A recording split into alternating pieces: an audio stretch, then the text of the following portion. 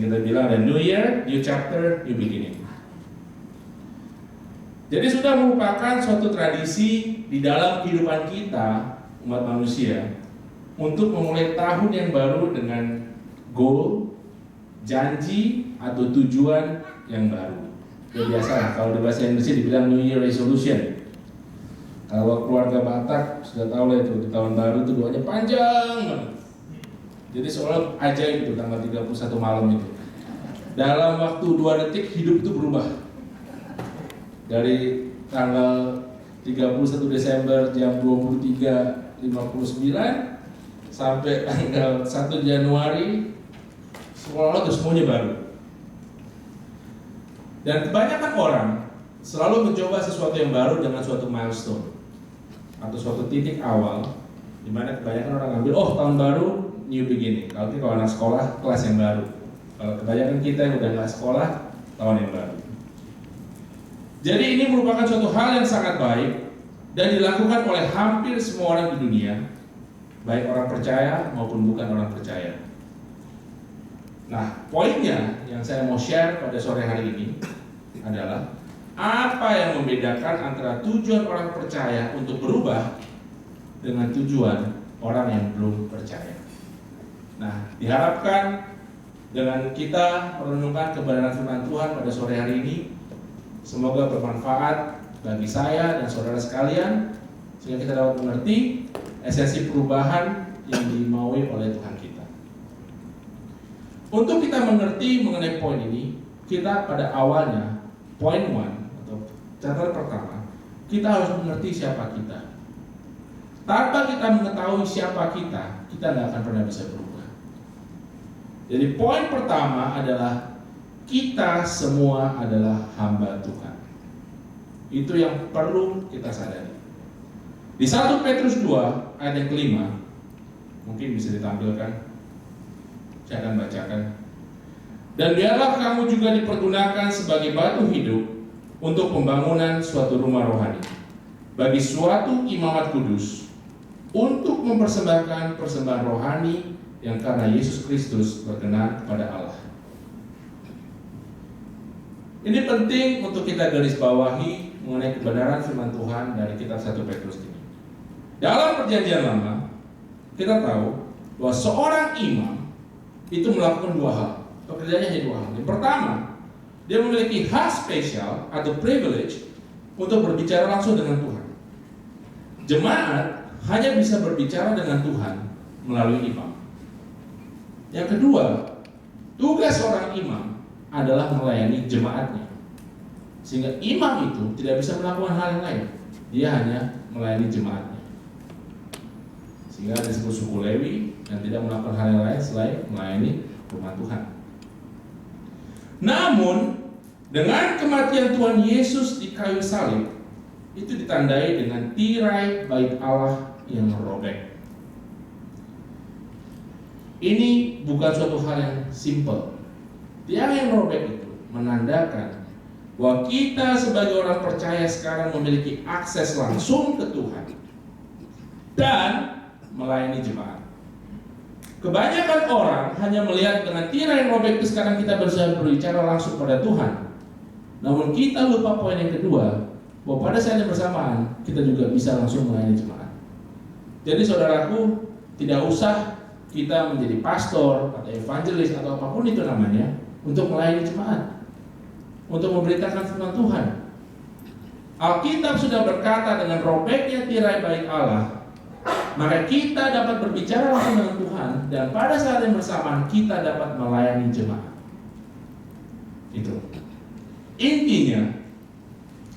Pelayanan yang benar adalah ketika kita menggunakan talenta dan pemberian yang Tuhan berikan kepada kita untuk membantu sesama. Nah, jadi tidak semua orang harus menjadi pendeta.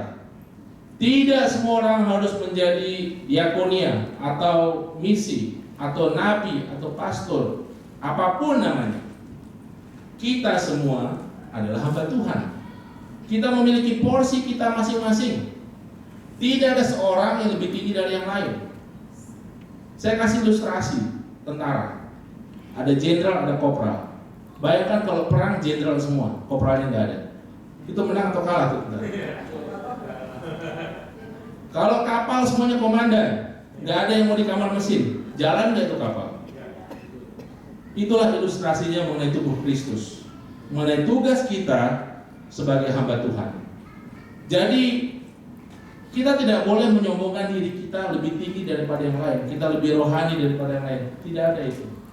Kita memiliki tugas dan peran masing-masing dalam tubuh Kristus. Dan melayani Tuhan tidak harus full time di gereja. Melayani Tuhan bisa dimanapun kita berada. Dan pelayanan Tuhan adalah pada saat kita menggunakan talenta dan pemberian gift yang Tuhan berikan pada kita secara unik, secara pribadi, kita gunakan untuk melayani sesama. Itu udah pelayanan. Jadi kalau kita adalah pengusaha, jadilah pengusaha yang baik. Kita adalah guru, jadilah guru yang baik.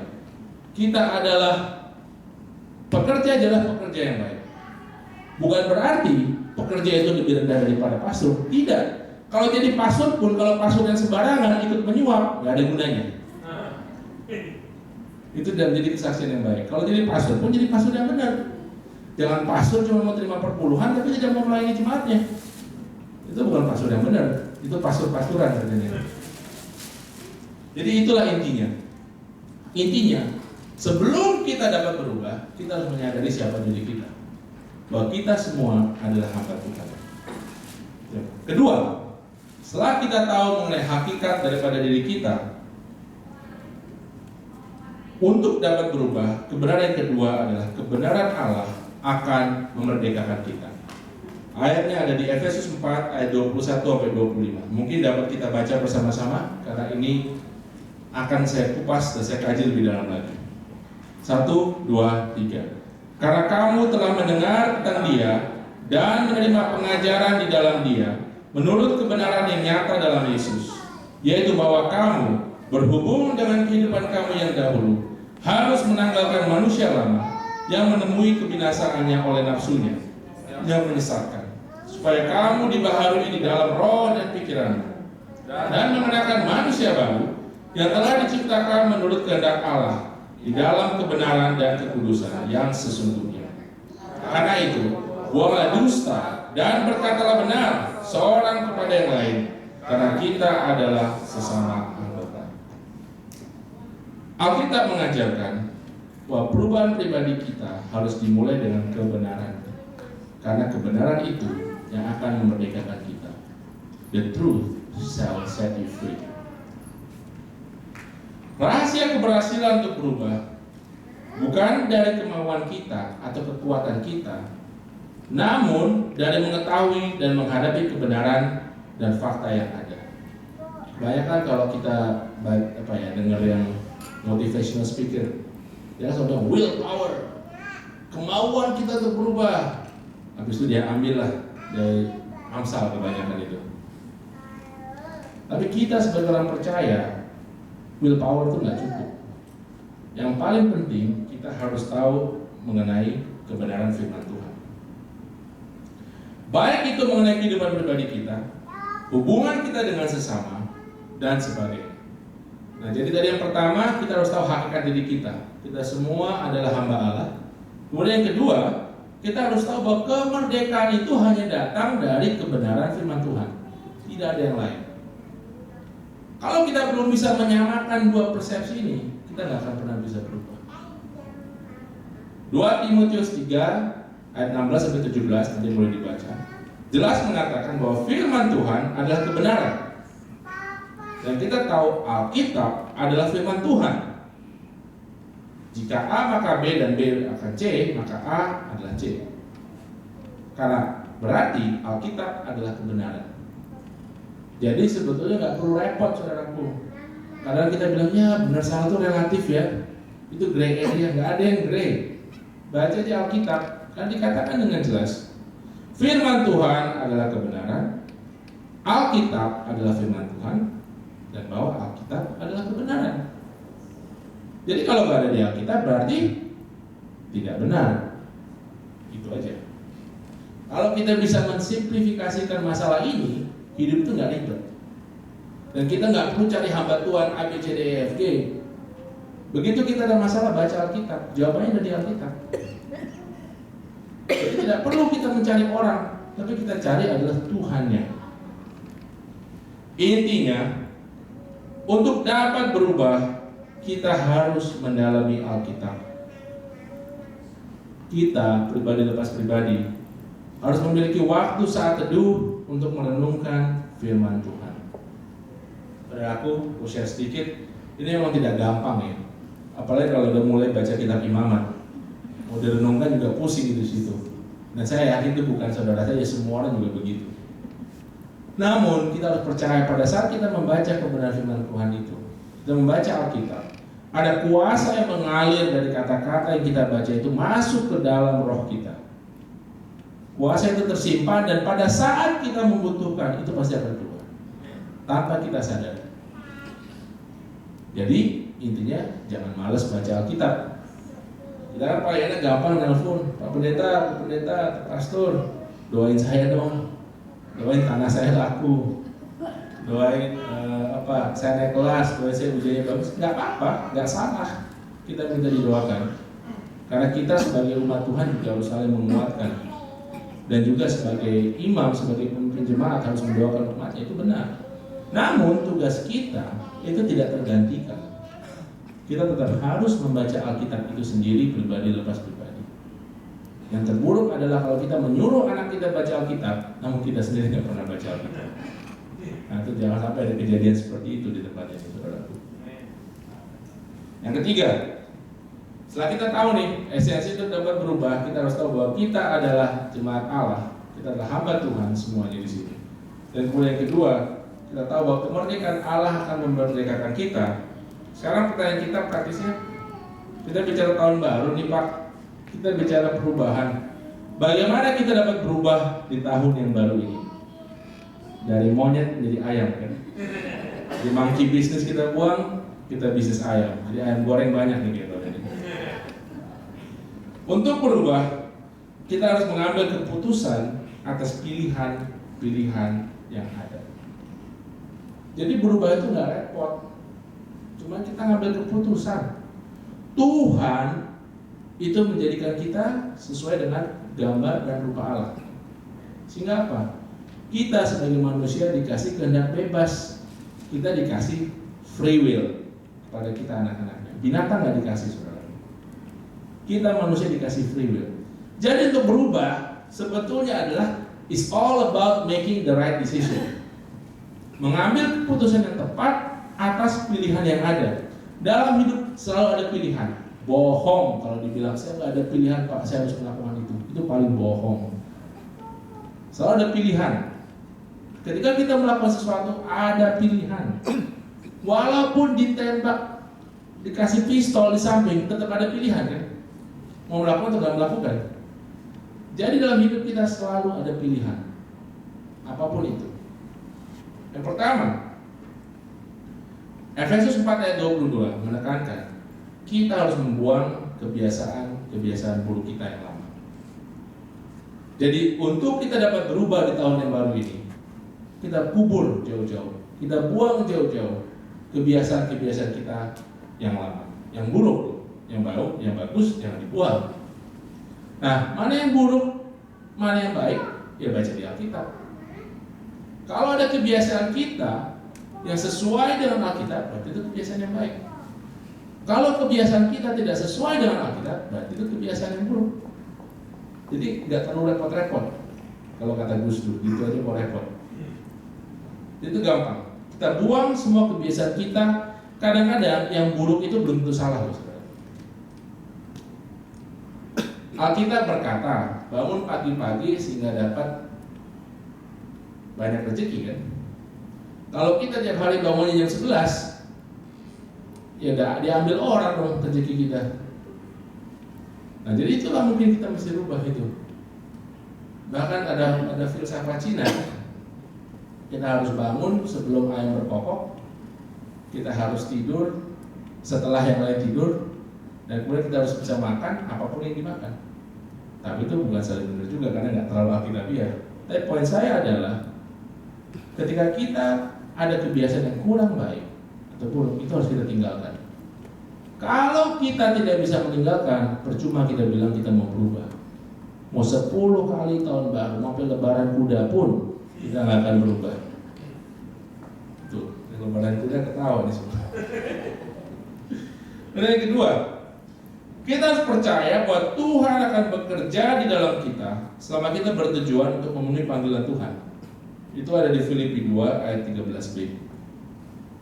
Jadi ketika kita sudah mau berubah, kita tanggalkan kebiasaan-kebiasaan kita yang lama, yang buruk, kita percaya aja Tuhan akan bekerja selama kita memenuhi panggilan kita. Kalau Tuhan manggil kita menjadi rasul, ya kita nggak bisa jadi gembala. Kalau Tuhan manggil kita menjadi gembala, ya kita nggak bisa jadi rasul. Kalau Tuhan memanggil kita sebagai raja, kita nggak bisa jadi tentara. Kalau Tuhan manggil kita sebagai pendoa, ya mungkin bukan tugas kita untuk menjadi seorang raja. Kalau kita main catur ya saudaraku ya, itu tuh sebetulnya catur tuh permainan yang sangat dalam. Terus, oh enak jadi raja. Sebetulnya enggak juga, raja yang berakhir cuma satu, dia nggak bisa kemana-mana. Kadang-kadang dia sama pion lebih bebas berarti. Tapi poin saya bukan itu. Kita memiliki panggilan kita masing-masing. Jangan mengambil bagian orang lain. Jangan karena seseorang itu lebih hebat atau merasa dia sangat lebih, kita mau menjadi orang itu salah. Kita mesti berdoa pada Tuhan, Tuhan berikanlah hikmat kepada kami, anakmu di tempat ini, untuk dapat mengerti panggilanmu atas hidupku. Panggilanku sehingga aku dapat memenuhi purpose hidupku dan mencapai destiny hidupku. Kalau kita mencoba memenuhi destiny orang lain, ya selamat aja, yang ada kita capek. Dan kita walaupun itu dalam dunia spiritual apapun namanya, pelayanan, kalau itu bukan porsi kita jangan diambil. Banyak orang lagi hobi berperang misalnya, hobi berperang, oh serang, dua kota semua, tapi mungkin bukan porsinya dia untuk berperang. Yang ada dia kena serangan balik, montal semua kan, malah mundur dia. Tapi ada orang yang berdoa, tiba-tiba mungkin dia malas berdoa, dia cuma melakukan sesuatu yang lain, dia juga tidak menghidupi panggilan Tuhan dalam hidupnya, pasti ada kemunduran dalam hidupnya. Jadi yang paling penting saudaraku adalah kita semua memiliki bagian masing-masing. Ada bagian yang menjadi raja, ada bagian menjadi nabi, ada bagian menjadi rasul, ada bagian menjadi guru, dan ada bagian menjadi pendoa, dan juga ada bagian dari penginjil. Nah, bagaimana kita dapat memenuhi panggilan hidup kita masing-masing? Dan setelah kita dapat memenuhi ini, intinya pada saat kita mau berubah dan percaya Tuhan akan bekerja dalam hidup kita, kalau kita hidup dalam panggilan Tuhan, pasti kekuatan dari Tuhan itu akan diberikan kepada kita, dan kita pasti akan berhasil. Minggu lalu saya traveling, ketemu satu orang pengusaha yang dia lebih muda dari saya. Namun kalau kita di dunia capital market, ini kenapa orang ini kok cuan terus ya? Orang ini kok kayaknya hoki terus. Lagi market, lagi berantakan juga untungnya gila-gilaan gitu. Orang pada IPO gagal, dia IPO bisa berhasil. Sendiri-sendiri habis itu marketnya rusak lagi. Kenapa? Saya ketemu ngobrol sama dia, kita kemudian 3-4 jam di sebelahan duduk. Dia anak Tuhan. Saya nggak usah sebut namanya. Dia rupanya sangat militan di salah satu gereja yang sangat militan di Indonesia ini. Dia bahkan udah berkata, buat saya duit itu udah gak penting. Bahkan dia lebih dari, mungkin perpuluhan pun udah dibalik sama dia. Tapi poinnya bukan itu saudara. Orang tuanya sendiri juga masih Buddhis, tadi gak percaya Tuhan. Dia sendiri ketawa dengan keluarga, sebenarnya dia malah dicoba ditinggalkan karena dia bisa memutuskan untuk mengikuti Yesus. Namun dia bilang di situ, orang banyak nggak tahu bahwa semua yang diambil itu karena saya mengikuti bagian saya dalam pembangunan kerajaan Tuhan.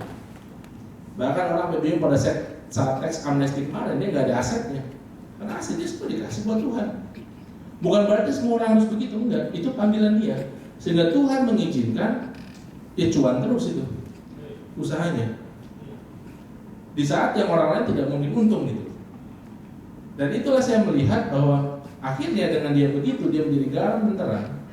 Itu banyak orang akhirnya percaya Yesus dan kehidupan dipulihkan. Dia ngasih saya cerita.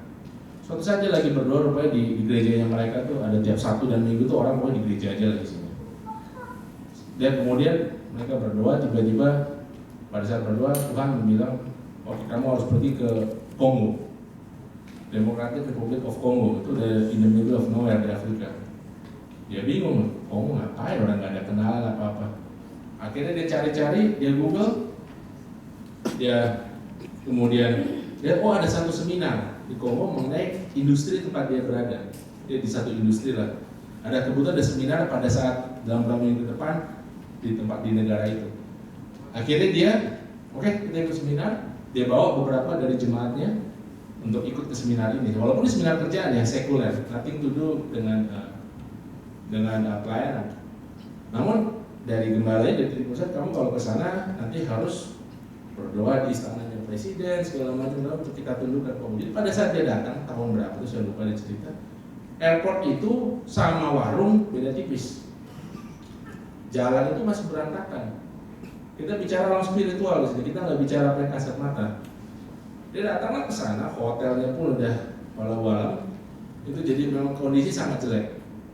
Namun dengan luar biasa, dia dengan dua orangnya ini pada saat ada waktu libur sedikit, jeda lah di antara seminar itu dia pergi ke istana.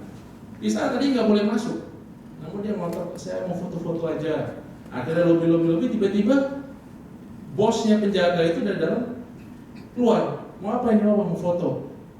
Ya dengan dikasih sedikit hepeng, akhirnya dia boleh masuk. Memang nggak cuma di Indonesia ya, kalau yang orang suka fulus itu. Makanya mau kiai, mau pendeta, agamanya sama katanya kan, uang kan. Jadi emang itu, dia bilang, jadi dia akhirnya masuk. Nah dia tadi 5 menit aja, ternyata malah dijadiin tour lah di istana itu selama kurang lebih 1 jam mereka di dalam. Dan terus sekarang mereka tour itu bukan tour kan, mereka doa semua, tabur semua, ditundukkan di bawah atas Kristus, Kongo. Habis itu dia pulang. Kemudian 2 atau 3 tahun kemudian dia digerakkan lagi oleh gembalanya ke Kongo lagi.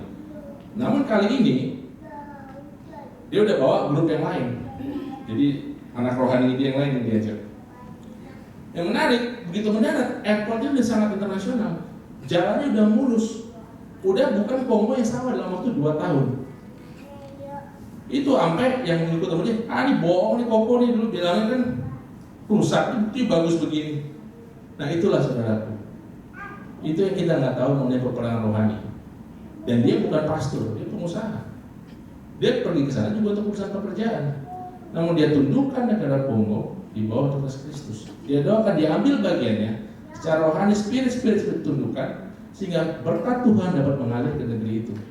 Jadi rupanya dalam 2 tahun in between itu ada suatu deal antara pemerintah Kongo dengan pemerintah Cina, sehingga Cina melakukan investasi banyak di Kongo dan infrastrukturnya diperbaiki. Kalau orang dunia masih bilang, itu kan gara-gara Cina butuh Kongo. Tapi kita di alam roh tahu bahwa itu bukan kebetulan. Kalau orang ini tidak mengambil bagian dia untuk bersusah payah, bahkan menyambung nyawa untuk maksa masuk ke istananya pemerintah Kongo itu, mungkin Kongo tidak akan berubah. Mungkin pihak Cina tidak akan investasi di Kongo, tapi mungkin investasi di Gabon atau dimanapun negara yang lain. Jadi itulah, to make the long story short, dia bukan pastor, dia bukan hamba Tuhan full time, pengusaha full time, hidupnya biasa-biasa aja. Dan bahkan dia mengambil bagiannya.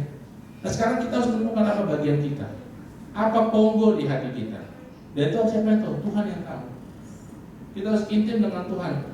Kongo itu bisa Tarutu, Kongo itu bisa Kaban Jahe, Kongo itu bisa Haranggawal balik, atau Kongo itu bisa Cimahi, atau Manado gitu. Dimanapun itu, tapi kita harus menentukan itu di bawah atas Kristus. Jangan sampai kita terputar hanya melihat apa yang dilihat oleh mata. Kalau kita belum bisa mengalahkan itu, tidak akan ada kemajuan di tempat itu. Ya. Jadi sebenarnya terkait dengan poin yang ketiga, bahwa kita harus berubah cara kita berpikir, seperti dikatakan di Efesus 4 ayat 23. Mari kita undang Roh Kudus untuk merubah pikiran dan perilaku kita. Tanpa Roh Kudus, kita tidak akan pernah bisa merubah pikiran dan apalagi perilaku kita. Lupakan. Nah, setelah kita berubah, yang keempat, kita harus bertekun. Kenapa bertekun? Karena perubahan tidak berlangsung overnight. Perubahan itu tidak berlangsung, oh saya bertobat, saya terima Tuhan Yesus, besok langsung berubah. Ya enggak lah saudaraku. Seperti dikatakan di Efesus 4 ayat 24. Coba kita bandingkan ya, jamur dengan pohon jati. Kalau jamur itu tumbuhnya kan cepat, hilangnya juga cepat. Kalau pohon jati itu, Opung Widodo coba nanam jabon itu di rumahnya, nggak tumbuh-tumbuh itu, udah gede kan, tapi tetap lebih lama daripada jamur kan. Pohon jati itu tumbuhnya lama, tapi coba dorong pohon jati kalau buat, nggak gampang itu. Nah, di dalam 2 Korintus 3 ayat 18 menekankan bahwa ketika Roh Allah ada di dalam kita akan menjadi semakin serupa dengan Allah. Jadi untuk dapat kita berubah menjadi semakin serupa dengan Allah, Roh Allah itu harus ada di dalam kita dulu. Kalau nggak ada, ya nggak akan pernah kita bisa berubah. Berikutnya di ayat 25 ditekankan bahwa kita tidak dapat berubah sendirian. Efesus 4 ayat 25 mengatakan ini. Kita semua adalah anggota dari tubuh Kristus. Jadi kita harus memiliki kelompok kecil untuk dapat saling menguatkan dalam melakukan perubahan ini. Wah, jadi sebetulnya nggak sulit ya untuk berubah itu ternyata ya. Jadi tadi kita harus membuang kebiasaan-kebiasaan kita yang buruk. Kita harus percaya bahwa Tuhan itu bekerja dalam hidup kita asal kita menjalankan apa yang Tuhan mau dalam hidup kita. Kemudian kita harus bertekun, karena itu tidak overnight, tidak dalam semalam langsung berubah semuanya, dan kita tidak dapat berubah sendirian. Apakah ini cukup, saudara? Jawabannya tidak. Sering kita dibodohi oleh iblis. Kita melakukan banyak hal yang benar, namun hal terakhir yang sebetulnya paling gampang sering kita tidak lakukan, yaitu di ayat 26 dan 27. Kita tidak boleh membuka celah sedikit pun kepada iblis agar kita dapat berubah. Coba kita baca Efesus 4 ayat 26 sampai 27. 1, 2, 3. Apabila kamu menjadi marah, janganlah kamu berbuat dosa. Janganlah matahari terbenam sebelum padam amarahmu, dan janganlah beri kesempatan kepada iblis. Menarik saudaraku, ayat ini adalah janganlah kita menjadi marah.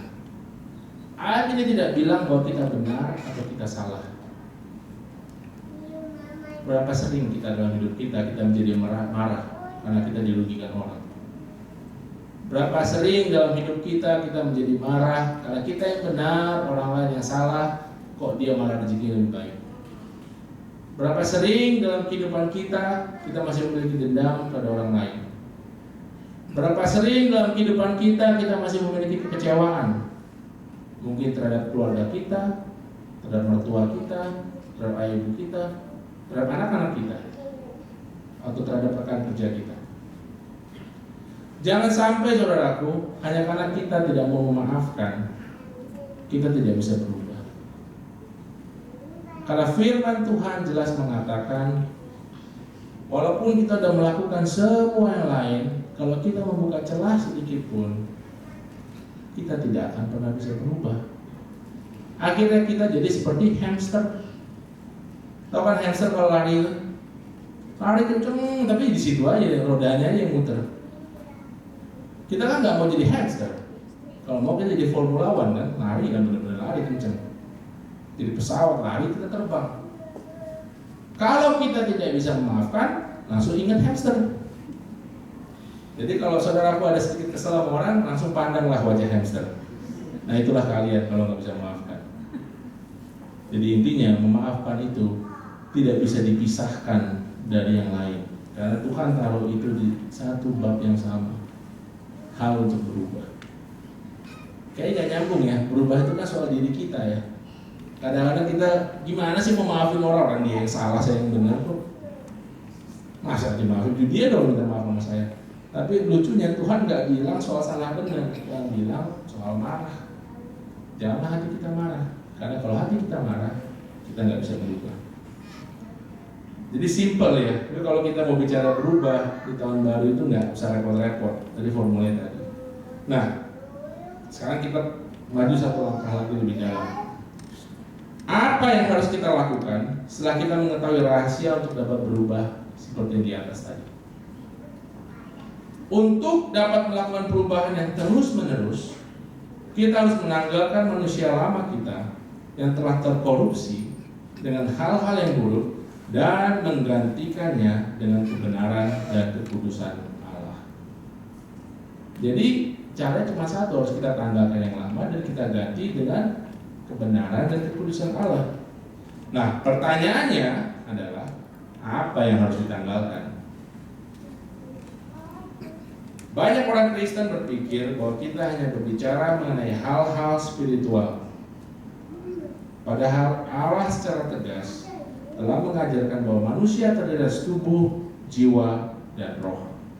Jadi untuk kita dapat berubah, memasuki babak baru dalam hidup kita, memiliki kehidupan yang lebih baik, memiliki kemenangan secara finansial, memiliki kemenangan dalam hubungan kita dengan keluarga kita, memiliki kemenangan dalam usaha kita, memiliki kemenangan dalam pelayanan kita, tubuh, jiwa, dan roh kita harus berubah. Kalau jiwa dan roh saja nggak cukup, saudaraku. Ini menarik nih. Saya terus terang pada saat menyiapkannya juga ya ketampar juga dikit-dikit. Jadi pertama, kita harus merawat tubuh kita adalah penyembahan kepada Tuhan.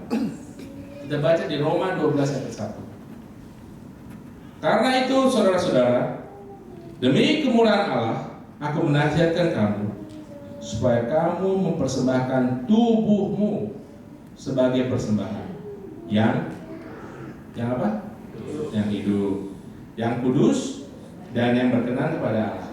Itu adalah ibadahmu yang sejati. Nah, untuk kita dapat berubah dalam hal keuangan, pekerjaan, pelayanan, dan sebagainya, itu harus dimulai dari perubahan fisik kita dulu. Fisik loh saudaraku, bukan kita berdoa, kita berpuasa, enggak. Fisik kita harus berubah dulu. Mengapa harus fisik? Karena tubuh kita, badan kita, ini mempengaruhi perilaku kita. Tubuh kita mempengaruhi mood kita. Coba kita tanya pada ibu-ibu yang lagi kedatangan tamu, kadang-kadang moodnya berubah karena tubuhnya nggak enak. Itu udah bukti yang paling gampang.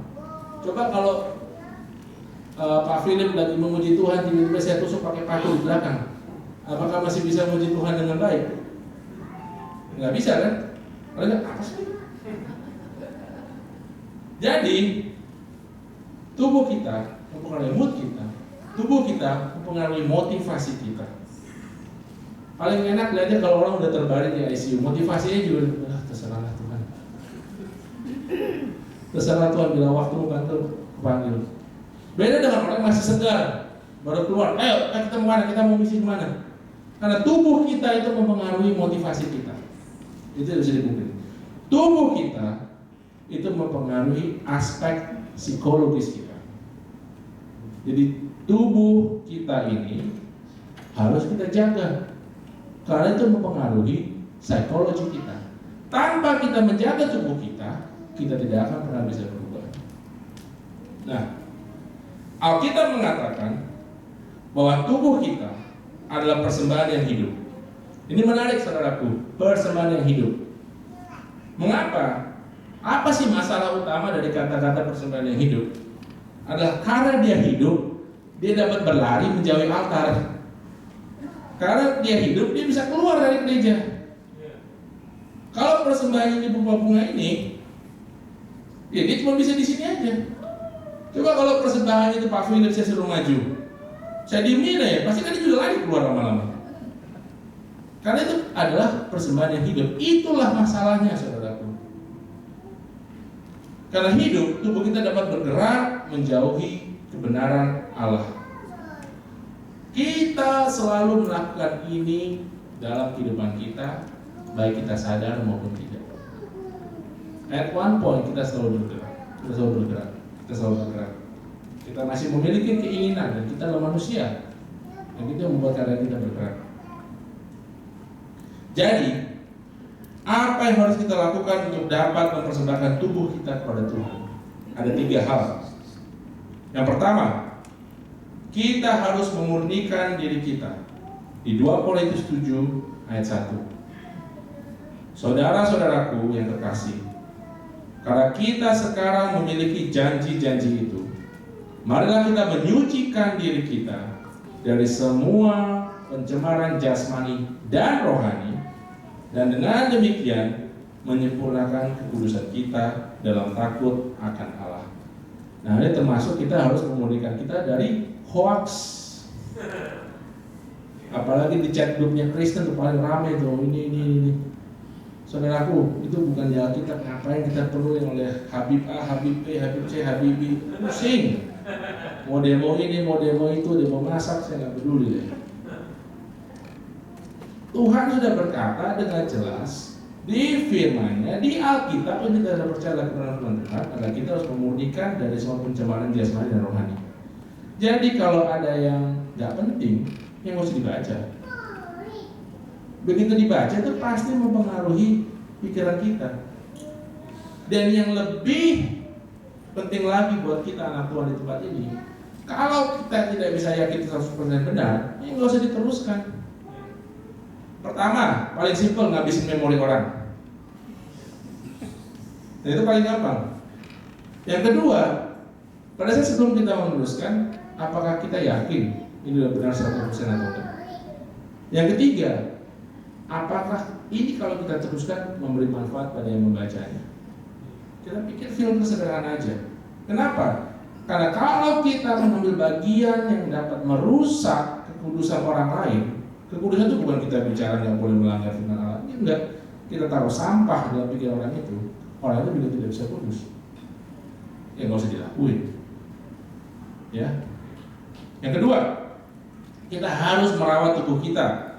Itu di Efesus 5 ayat 29 ayatnya, saudaraku. Sebab tidak pernah orang membenci tubuhnya sendiri, tetapi mengasuhnya dan merawatnya sama seperti Kristus terhadap jemaat. Jadi suami-suami di tempat ini kalau istrinya mau kerimbat jangan dilarang. Loh, itu nggak ada salahnya loh. Kalian mau, nah itu bener tuh kayaknya Filia CS tuh. Minggu depan kan keyboard lagi Filia, lama nggak kelihatan. Nggak serius. Saya pas coba mendalami ini, saya lihat kadang-kadang tuh kita lihat orang merasa makin kudus kalau makin hidup kayaknya hidupnya susah gitu. Hidup di tengah gunung tuh kayaknya kudus sekali. Dia nggak gitu. Sebetulnya bukan itu, Tuhan jelas berkata kok kita harus mencintai diri kita. Namun tidak boleh daripada kita mencintai Tuhan. Kalau sampai ke salon terus sampai lupa ke gereja, nah itu nggak benar itu ya. Nah tapi kalau kita ke salon, kita merawat diri kita karena kita mau layanin orang, itu bagus. Bayangin saudara kalau dilayani hamba Tuhan yang wangi sama hamba Tuhan yang baunya berbeda, itu kuasanya juga berbeda. Nah itu simpelnya aja gitu loh. Jadi rawatlah tubuh kita, ya jangan malu-malu lah gitu. Kalau perlu mulai bulan depan Bu Vita masukin anggaran itu Bu Vita, jadi Pak Philip nggak boleh marah gitu. Punya salah itu lebih enak tuh. Jadi yang ketiga, kita harus mengontrol tubuh kita. Saya ambil dari terjemahan lama di 1 Tesalonika 4 ayat 4 ya. Terjemahan baru agak sedikit berbeda. Bahwa kamu masing-masing tahu bagaimana menguasai tubuhmu sendiri dalam kekudusan dan kehormatan. Intinya, tidak ada alasan untuk kita mengatakan saya tidak dapat mengalahkan keinginan saya. Itu nggak ada alasan. Oh, saya nggak bisa ngontrol nafsu makan saya nih. Itu nggak ada alasan sebetulnya. Ketawanya enak banget Bu Vita kayaknya. Jadi memang ini fakta bahwa kita itu excuse lah kalau kata orang. Alkitab sudah jelas mengatakan bahwa kita harus menguasai tubuh kita sendiri dalam kekudusan dan kehormatan. Bukan cuma kekudusan loh, kehormatan. Kalau kita makan seperti apa ya, seperti habis nggak pernah makan setahun gitu, ya kehormatan kita juga turun lah. Apalagi tuh kalau ada pesta Batak itu dari rebutan operasi plastik, itu kehormatannya turun itu. Yang lama-lama. Ingat, kehormatan itu disuruh oleh Tuhan loh. Bukan cuma kita bicara adat istiadat. Tuhan udah jelas bilang jaga kekudusan dan kehormatan. Orang banyak bilang kekudusan aja kan. kehormatan juga perlu kita jaga. Jadi, bagaimana cara membuat fisik kita kuat? Alkitab yang mengajarkan pertama di Mazmur 127 ayat 2 bahwa kita harus beristirahat. Para pendoa jangan terus-menerus doa subuh, doa siang, doa malam sampai lupa tidur. Mungkin 5 tahun pertama kuat, 10 tahun kuat, pas sudah tua jebol semua badannya. Itu tidak alkitabiah. Harus beristirahat. Dokter bilang beristirahat 6 jam sehari minimum. Nah itu. Jangan kita malah bangga, aku nggak perlu tidur, aku berdoa aja. Itu secara spiritual kayaknya bagus, tapi secara Alkitab bilang salah itu. Tuhan pun beristirahat. Pada saat dia menciptakan dunia, 6 hari dia bekerja, 1 hari dia beristirahat. Buat yang para pengusaha yang pelayan di market space, ambil 1 hari itu istirahat. Jangan kerja terus. Jadi dibilang Jokowi juga salah, kerja salah, kerja istirahat, itu yang benar. Karena kalau kita nggak bisa beristirahat, kita nggak akan kuat. Dan akhirnya kalau kita nggak kuat, kita nggak akan bisa panjang. Kemudian yang kedua, nah ini kena nih banyak termasuk saya. Mazmur 119 ayat 73, harus makan yang sehat. Nah, tawanya keras tuh Pak Philip. Siapa yang nggak suka makan sayur? Siapa yang suka makan lomok-lomok dan tangko-tangko? Kalau kita makannya, intinya adalah tanganmu yang menjadikan dan membentuk aku, berilah aku pengertian supaya belajar perintah-perintahmu. Jadi kita harus mengerti perintah Tuhan itu, hidup kita harus hidup benar, hidup sehat. Berarti kita harus menjaga apa yang masuk dalam tubuh kita. Emang ini tidak terjemah secara khusus langsung ya, tapi itu pengertian yang saya tangkap. Bahwa kita harus makan yang sehat. Jadi kalau kita makan yang sehat itu berarti kita menuruti firman Allah.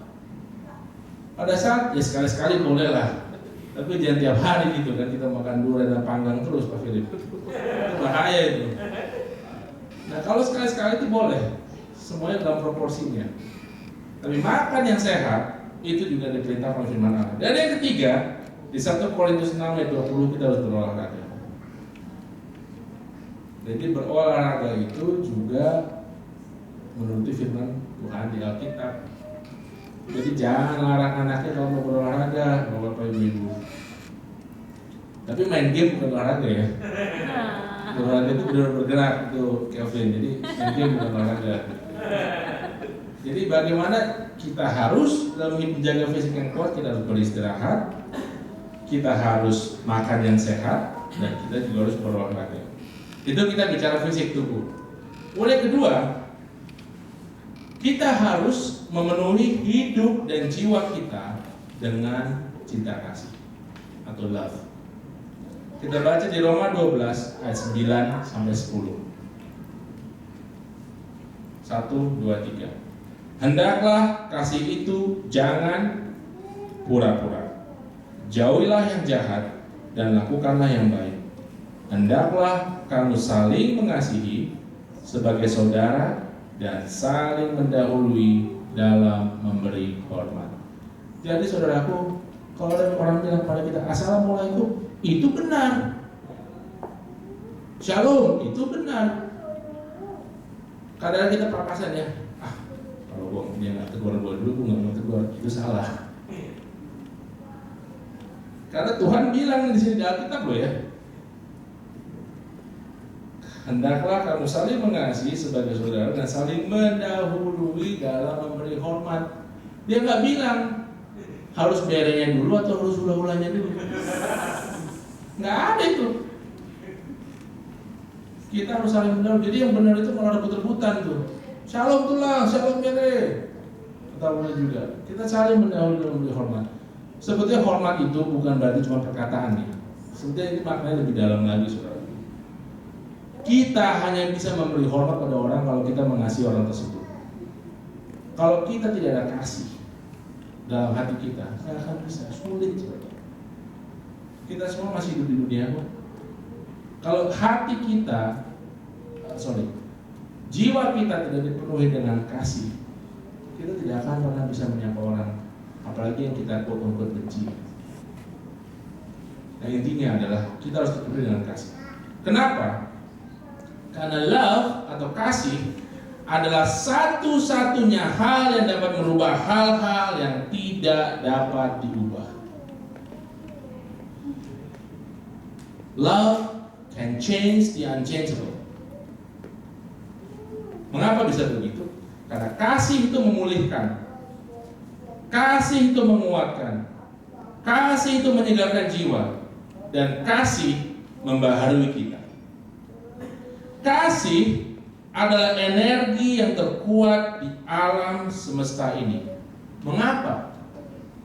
Karena Tuhan adalah kasih. Paham nggak, saudara? Kalau kita semua percaya sama Tuhan, maka kita semua harus mengasihi satu sama lain.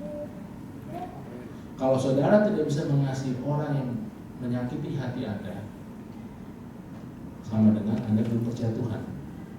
Maaf, saya mungkin agak ekstrim, tapi karena mungkin background saya engineer, kita pakai logika. Tuhan adalah kasih. Kalau kita belum bisa mengasihi orang yang menyakitkan kita, merugikan kita, kita belum bisa mengasihi orang yang jahat sama kita, berarti kita belum percaya Tuhan. As simple as that. Doesn't matter kamu ke gereja setiap hari, doesn't matter kita berdoa 20 jam sehari dan 24 jam, kalau yang 24 jam udah tewas itu. Doesn't matter kita puasa 40 hari 40 malam, mau Esther, mau apapun, kalau kita tidak memiliki kasih, itu kita tetap tidak percaya Tuhan. Bukan kata saya, itu kata Alkitab. Jadi Tuhan mendesain kita untuk mengasihi sesama kita, bukan mengasihi diri kita sendiri. Ini beda, saudaraku. Kalau mengasihi diri kita sendiri namanya narsis. Kita diberkati untuk menjadi berkat. Ini saya masuk agak dalam sedikit. Orang hanya bisa menjadi berkat kalau dia dipenuhi oleh kasih. Kalau nggak akan mungkin. Memberi itu nggak gampang kok. Orang perpuluhan banyak yang nego, apalagi yang on top of that.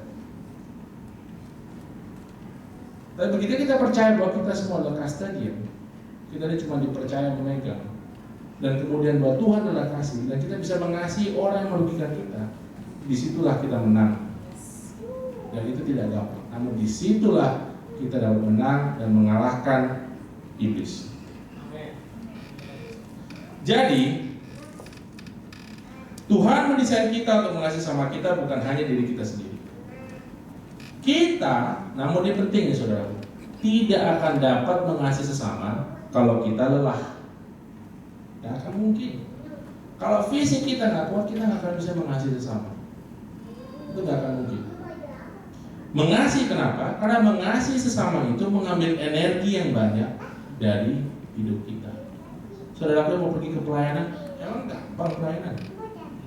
Pergi ke Lampung, coba jalannya udah begitu, sampai dikejar-kejar orang. Begitu ketemu yang dilayanin ngeyel lagi. Itu capek loh. It takes energy out of you. Dan kalau kita tidak kuat secara fisik, kita tidak akan pernah bisa mengasihi orang. Untuk dapat mengasihi sesama dengan baik, fisik dan jiwa kita harus kuat. Nah, tadi kan saya sudah kasih tahu bagaimana menguatkan fisik kita.